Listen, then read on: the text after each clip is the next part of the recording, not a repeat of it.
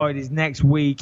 I guess we should talk about what happened last week with Paulie Malignaggi. Of course, they put out that Conor in the UFC put out that picture of Malignaggi led on the floor. It looked like he'd been knocked down or knocked out even. And, of course, then Paulie Malignaggi went around and he was pissed. He was kind of going crazy and talking shit about Conor. He said he's cheap. He said that he doesn't look after his sparring partners and all this type of stuff. He said that he's arrogant. He talked a lot of shit.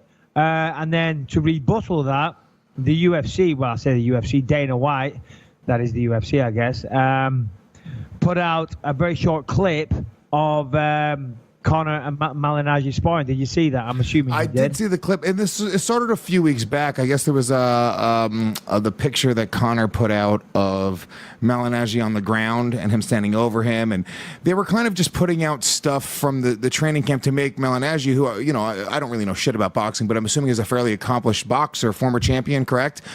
Yeah, fair. Well, Malignaggi was a former champion, and listen, I'm not going to pretend to be an expert on Malignaggi at all, but he was a good boxer. He was a former world champion, but any time that he stepped up and fought anybody of note, like a Ricky Hatton or an Amir Khan, anyone like that, anyone that you might have heard of, he lost. Right. He was still a very, very good boxer, still a world champion. And, of course, he's been retired for a while. But still, that said, still an accomplished boxer. Now, Malignaggi is kicking off, saying it's ridiculous, saying release the whole footage. Yeah. He's saying that he won rounds 1 to 10, and rounds 11 and 12 he was gassed. Apparently, he just got off a plane and all this type of stuff. But I got to say, but is it a he's faux kind of coming off bad here. Let me ask you a question. Is it kind of a, from the training perspective, right? Because I think his point was, and correct me if I'm mistaken, that it's like, don't put out pictures where you're making it look like you're kicking my ass and you're making me look dumb. I'm still somebody who's looking for respect in the fight game. I'm helping you prepare for this, and you're kind of through social media and through Instagram photos and making it look like I'm a fucking chump. Why you're not really supposed to do that? Did Conor McGregor cross a line by putting out that stuff and making Malignaggi look bad? I don't know. Maybe, but I mean, yes and no. I guess you could argue it both ways. At the end of the day, listen, we're grown men and we can do what we want. If you're going to step in there and punch each other in the face and spar, Randy Couture had an interesting take on it this week. I'm not sure. He was speaking to Fox, Skip Bayless, I think, and he said that he'd never sparred in his life, and neither have I, where you bring in a professional referee. And if you bring in a professional referee, they were kind of recreating a fight environment. So really, he was there as a practice fight and not so much a warm-up. Right. And if that is the case, because having a professional referee does kind of create that. Now, one reason why he maybe had the professional referee was because it's all about visualization, and the more you visualize, that's why some fighters, that's why GSP, I've worked with GSP's sports psychologist, and he was trying to get me to do the same thing, but I didn't do it. What a lot of fighters, and you see John Bones Jones doing it, you see a lot of fighters doing it these days. They walk into the octagon the day of the weigh-ins, and GSP's sports psychologist was telling me, listen, practice the walkout. Imagine the crowd. Imagine everything. Walk out with your team. Give your cornerman a hug. Get into the cage. And, really visualize that whole experience. Imagine the crowd and the referee and Dana White being there and all the rest of it, so that when it actually happens, you've been there. And I thought maybe they're bringing in the referee so Conor could kind of, visualize, replicate that in his mind and visualize it. Right. Or maybe it's because he was trying to, have a warm-up fight. And if he was having a warm-up fight and that's what it was, then I guess you can put pictures out there. Yeah, that's interesting. I always kind of thought the idea of sports psychology, it was a little bit silly. I'm sure there is some validity to it, but it's like, I don't know, man. Look, there is validity. Well, listen, here's the thing. So GSP's sports psychologist tried to get me, and God bless him, he's a very, very good guy. His name actually slips in my mind right now, so I apologize if you're listening to this. No insult intended. It just literally slips in my mind. But he wanted me to, as I said, go through the entire fight day thing, walking into the cage and all the rest of it. Did I do it? Yeah. No. Did I fuck? day of the fight or the day before the fight, I'm trying to relax and all the rest of it. Listen, sports psychology is great, and some of the sessions that I did with him were very, very beneficial. But also, what do they do in a set? Let me ask you a question though, because this is kind of, I have no idea about this. This is really intriguing to me. What is a session of sports psychology like? We all know what therapy is like. You kind of talk about, the things that are, going on in your life, and they'll, get to the root of them. They'll, you make breakthroughs. What is like your first session? You sit down with a sports psychologist. Do they have you lie down like you're with a regular therapist? You start talking about your goals in sports? I have no fucking clue. Yeah, well, me neither. I mean, I'm kind of naive, but I did do a couple of sessions with him. And as I say, he was very good. And this was a long time ago, so I'm trying to think back. But if I remember rightly, what we did was, and we were doing it via Skype, and he said, turn off all the lights in the room, lie on the floor. Take your dick out. I've got a rug by the computer, lie on the floor, turn off all the lights. And he spoke to me and talked about the fight and talked about what I want to achieve and this and that. A lot of inspirational things and, all that kind of stuff. And as I say, it was our first session and we were doing it via Skype. So not exactly the ideal, scenario. But I did find it very beneficial. If anything, it got me really pumped up to go and train. I did want to work with him more, but I'm kind of an old school guy, so I never really did it. What if I'm assuming GSP will be doing it for this fight? Let me ask you a question though. Aren't you a little bit afraid? Like, what if GSP is working in cahoots with this sports psychologist, and while you were in your deep trance, he put fucking some sort of spell on you or some sort of like hypnotize, where he's like, now you can't stuff a takedown.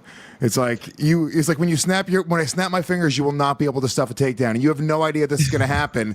And GSP is going to lay on top of you for 5 rounds straight, and you're going to have no idea why. Well, that would be GSP's only hope in hell of winning this fight, and he would have to go to some kind of extreme measures because I'm about to embark on my training camp. I've just come back from Maui, had a fabulous vacation, ate too much. Drank a little too much. Honestly, I was very, very good. I didn't drink much. I can't say I was drunk on any occasion. I had a couple of glasses of wine and maybe the odd cocktail here and there. I was pretty good. And we were pretty active, but I did eat like a king. So right now I'm pretty heavy. I'm actually 228 pounds. So I've got to start losing weight, and the diet and the training starts now. As soon as I finish this podcast, I'm driving down to UFC Gym Costa Mesa, meeting with Brady Fink. We're going to do some jiu-jitsu training. Yeah, the training camp starts now. But there's no way GSP wins this fight. I'm sorry. There really isn't. If I get some good wrestling, some good jiu-jitsu training on the feet, I have it my way all day. He's a smaller guy. He hasn't fought in 4 years. So it's going to be very, very interesting. And he's going to have to get a bloody sports psychologist to put me in a trance or something like that if he's going to win this fight. Because honestly, I don't see a way that he wins it. And I'm looking forward to proving everybody wrong, proving myself right, and thanking everybody for their support over the years. But we were talking about Malignaggi and Conor McGregor and somehow went off on a tangent. But I got to say, Malignaggi isn't coming off too well because first of all, he was adamant that it was a push down, remember? Yeah. He was adamant it was a push down, and I'm sorry. What did you think, Luce? You think that was a push down? I don't know. I mean, I saw the picture of that, and then I saw the little 20-second kind of thing that Dana White put out on Instagram or the UFC put out. I don't look, dude. I really don't know shit about like boxing form. I don't feel like Conor looked that great, but if that was really late in the fight and they were both super beat up and tired, I mean, I don't know. What do you think? Do you think Conor looked like? Because there was a bunch of people commenting like, "Holy shit, Conor looks terrible. Why are you putting this out, Dana?" When it comes to boxing form, when I start speaking and think I know something, I have no fucking clue, and I always get put in my place by you. I literally want to know what you thought of that video. Did you look at that video and go, oh shit, Conor's looking good here? Or did you look at it and go, that looked kind of sloppy and it didn't look like he knew what he was doing? Okay, so so here's the thing, right? When I look at fighters, for example, Dan Henderson. Dan Henderson is somebody that everybody knows has amazing knockout power, and I fought him twice. First time, obviously, ended very badly for me at UFC 100. My boxing coach at the time, Mark Kinney, who's a fantastic boxing coach, said, listen, you're going to have a walk in the park with this guy. He's fucking awful. Look at him. And you know what? Technically, when you watch Dan Henderson, his striking isn't that good. And from a boxing purist standpoint, if you look at him, he's fucking awful, technically bad, all the rest of it.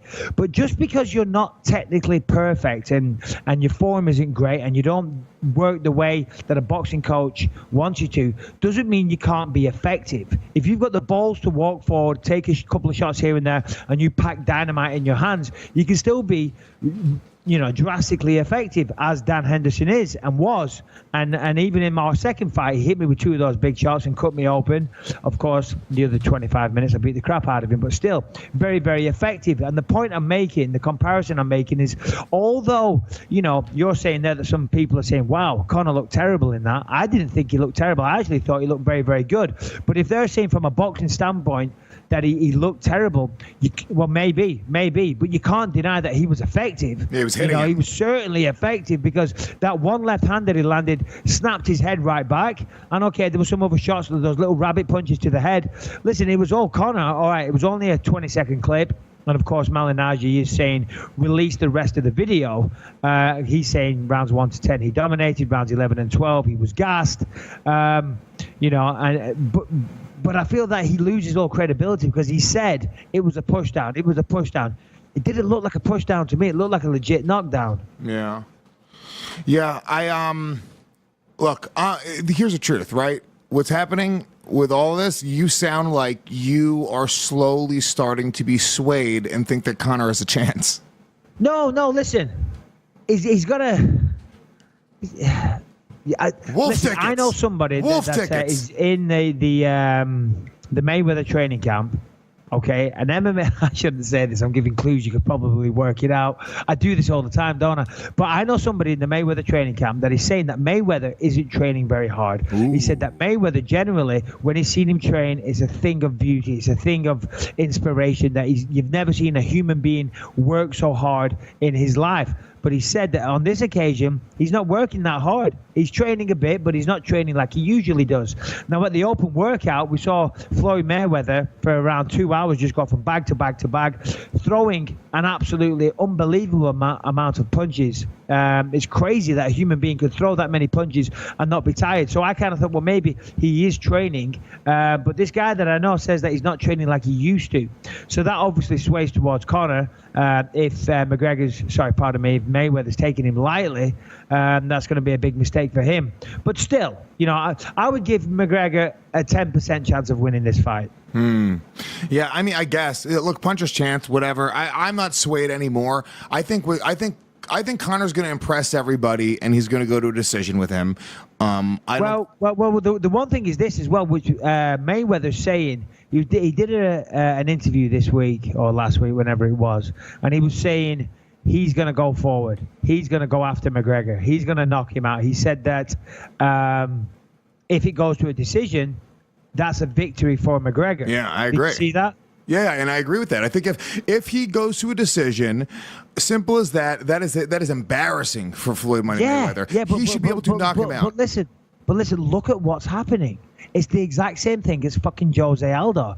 Jose Aldo is a counter fighter. He doesn't go forward. McGregor got into his fucking head, and Jose's like, fuck this guy, I'm going to knock him out. Went forward, which he doesn't really do. That's out of his character for the way that he fights. Went forward, super aggressive, got knocked out. Now we see Floyd Mayweather saying, I'm not going to take a backward step. I'm going to go forward. Now, I think that's just Floyd trying to sell the fight. Okay, he's not going to say that I'm going to back up and be defensive. That doesn't sell the fight. But if he is telling the truth, then he might fall into the same trap of Jose Aldo, because Conor has got the power. All right, Malignaggi says it's not oh my God power. He said it's not ridiculous power, but he said the power is there. And if Floyd Mayweather goes forward, listen, is it going to happen? Probably not. But you can see how the parts of the recipe are falling together to where we might have another Jose Aldo situation on our hands. Yeah, well, look, God damn it, if that happens, I'm